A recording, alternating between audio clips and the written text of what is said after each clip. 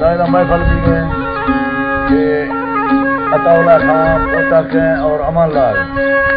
की दो फरमाशनी गावल फरमाशनी के अमान लाल वाली खास वाली शौक करीला पुर करने नारी बहार गोरी नबीदास सुनी मारा मिल बटो खान सन 2013 ए साल महीना खरीदारी का वर्षी शशे छोटे पटवार में रखे सलाम वाला है मेरे बड़ा खुश है दा अल्लाह ही बड़ा यार मेरे बड़ा